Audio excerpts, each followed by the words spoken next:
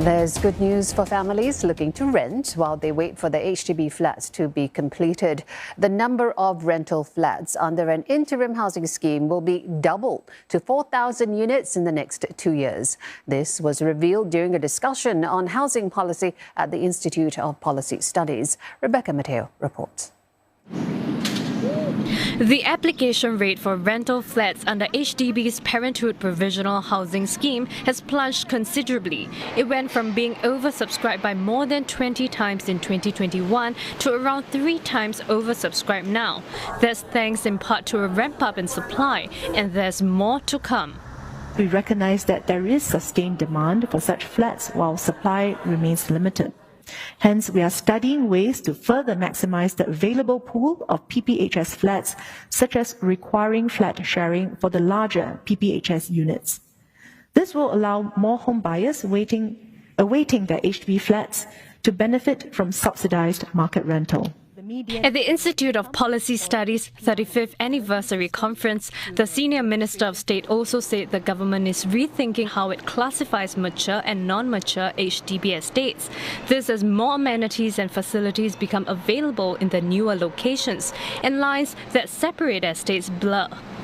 This will have an impact on policy because the current classification guides how we focus our efforts on making public housing affordable and accessible.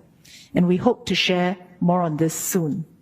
Ms. Sim says this can affect eligibility and how flats are allocated and prioritized, such as for first-timer families. It can also impact property prices in the future.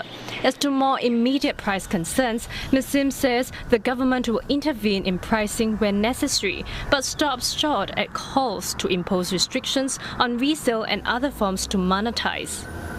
The government sees no reason to prevent flat prices from appreciating in line with economic conditions because the benefits do accrue to homeowners. But we consider volatile price fluctuations to be undesirable. Sudden and significant drops in prices are clearly detrimental.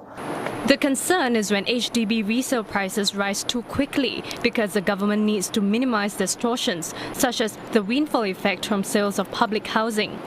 As for keeping prime neighborhoods from becoming gentrified or defined along income lines, the Prime Location Housing Model, or PLH, does that with terms like a minimum occupation period of 10 years. Ms. Sim made clear that ultimately the government's priority is for HDB flats to be used primarily as a home rather than as an investment. Home pricing continues to be a huge issue, but another key concern that emerged during the question and answer session was how to support singles in home ownership and the upside this would have in keeping young talent in Singapore and making it easier for them to start families later. Ms. Sim says this is something the government needs to calibrate carefully, bearing in mind the overall demand for public housing.